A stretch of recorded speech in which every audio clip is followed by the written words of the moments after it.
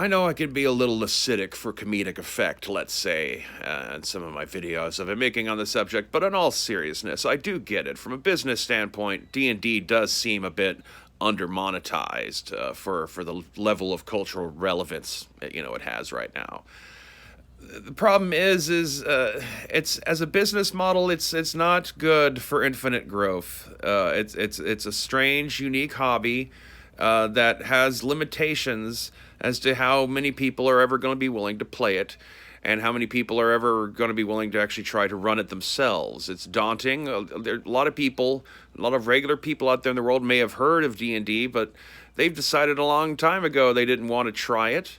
They seem a little intimidated by it. There's still a good section of people out there who all they remember of the game is stuff that they remember hearing 30 years ago from the Satanic Panic days.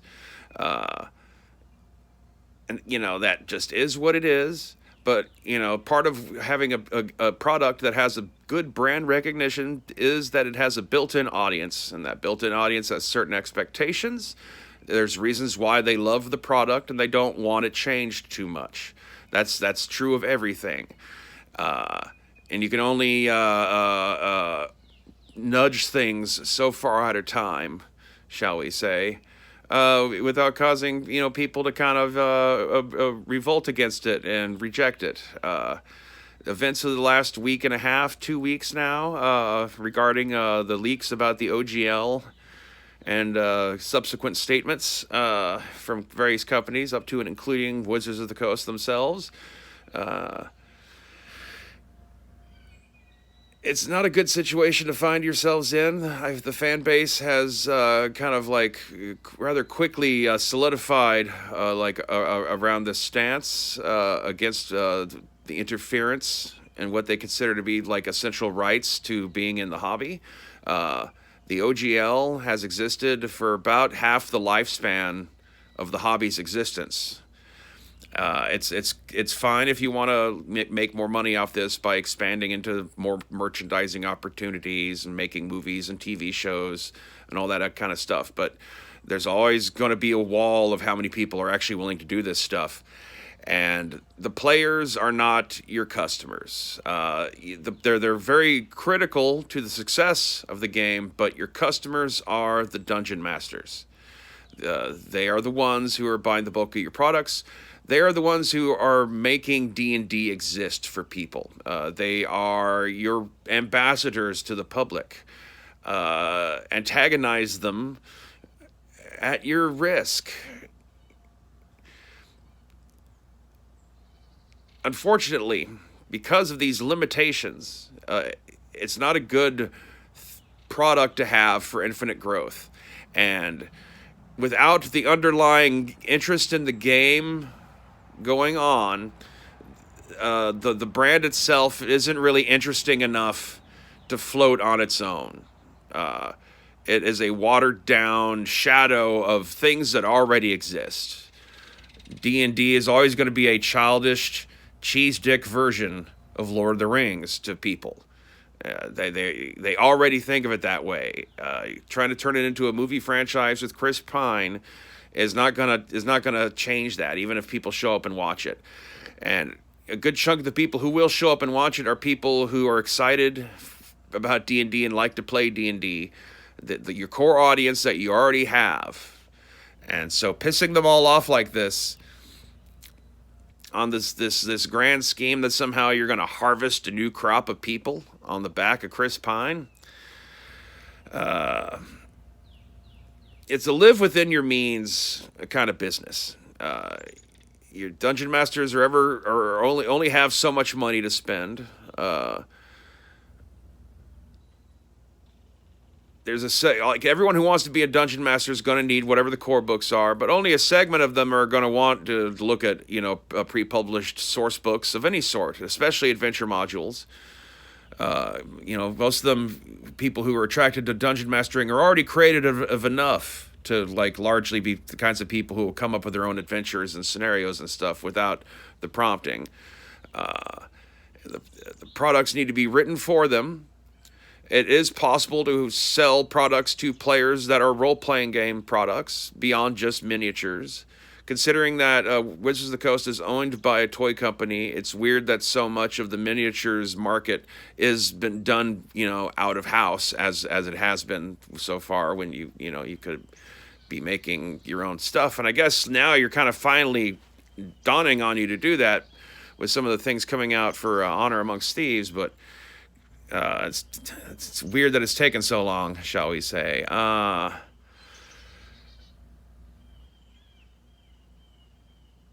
It's a beautiful morning, and it's sad that there's all this turmoil and angst and teeth gnashing going on.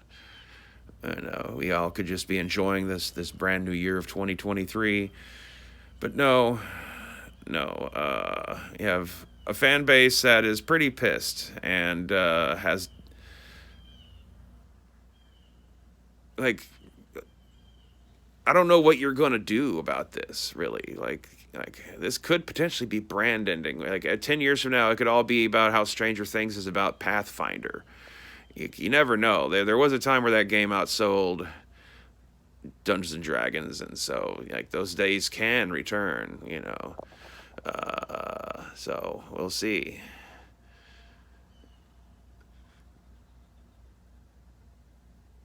Star Trek for a while back in the day, not current Star Trek, but old Star Trek, there was a period of time where part of the reason why they're able to make so many movies and TV shows is because they'd built up a fan base that would show up, guaranteed. You knew these many people would come sit down in your theater if you made, a Star Trek movie. So you knew how much money you could make in total.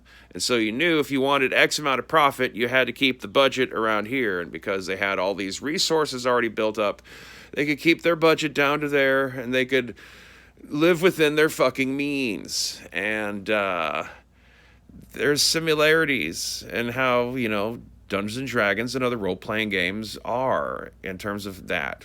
White Wolf cracked the code for a little while. They had probably the best approach to putting out books that players would want, with all their little guidebooks to individual vampire clans and werewolf tribes and stuff like that.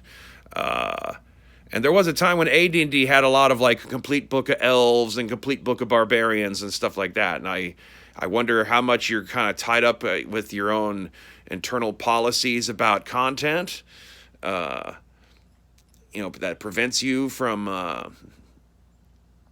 like saying too much about any of these fantasy cultures, because you might accidentally put your foot in your mouth. By these own standards you've set upon yourselves about how you gotta like talk about people and products, because you don't want to seem uninclusive now, do you? In some form or fashion for all this fantasy stuff that the dungeon masters can do whatever they want with anyway. The thing is like all these like commandments that you see in role playing game products nowadays are like they're vaporous. It's still up to the people who are actually running the game to present whatever it is they so choose from these games. And so you can make all sorts of declarations about who's allowed to play what and how they're supposed to do things, but you actually can't control that. I think that's kind of part of the problem that some role-playing game companies kind of develop with their own customer base. Is there is kind of a resentment of the fact that you can't control what the game masters do. They can completely undermine and subvert what you intend with the product. I feel that that's a lot of what's really behind a lot of this OGL revision. Is in truth it's an attempt to disassociate with all this non-D&D, so that you can clearly say, like, no, we're this family brand that only does this stuff, and we have a very approved and streamlined and cozy relationship with a small community of modders who we will still allow to make compatible content as long as they go through a lot of hoops in order to be able to gain our approval, and always with that constant threat of it being taken away from them at any moment. And everyone else is just going to still do the stuff they've been doing, because you can't actually copyright like 95% of this thing that you own. The stories are not compelling enough to make, like long-term big TV shows and movie series out of this. You're not going to be another Marvel. D&D is probably more like on a level with Narnia when it comes to its ability to be franchised. I mean, yeah, people might remember it or recognize it, but even with Stranger Things, or Rick and Morty references and box sets, there's like only so much you can do to loop kids into something, especially when it's so fucking expensive. It's so hypocritical to be talking so much about inclusion when you like are putting paywalls around stuff. Well, it's very inclusive of poor people, now isn't it? The players are the dungeon master's concern ultimately. If you can try to put out products that you might get some players to take a nibble at, but players are also notoriously pretty cheapskatey. I don't know what the actual statistics are, but I'm pretty sure it's a overall minority of the player base that actually bothers buying a player's handbook. Most of the time, that it's provided by the dungeon masters, and I don't know. There's just haven't been doing a good job at maintaining that relationship and giving products that encourage people to want to run the game. That's why you want to increase your sales, and you need to increase your pool of dungeon masters. And so it's great that the dungeon masters need people interested to play in it, and that is encouraged by stuff like Critical Role, or having popular TV shows that kind of hinge around people playing Dungeons and Dragons. That's really the problem. The key things is that it's not having shows based on Forgotten Realms and having a show about Drizzt, or a movie that has like what was his name from Neverwinter, Lord Daggerfell, or Never Ember, or something like that. Like that's not really going to get people to want to play it now, is it? That might get people interested in the story of that NPC that you're making for these movies, but that's not necessarily going to translate to them wanting to play the role-playing game in the same way that Lord of the Rings did not translate to all those Lord of the Rings fans playing the Lord of the Rings role-playing games that are out there. They may have seen a little trickle of uptick in sales, but not some huge crashing wave like you're expecting. But it might tickle the interest of some people if you were to have shows like Stranger Things that show people playing D&D. That's the real trick. So I don't know. Y'all aren't gonna listen to this anyway, so I guess this one's for the usual people anyway. Leave your thoughts on all this kind of crap and all the usual stuff, hit buttons and all that.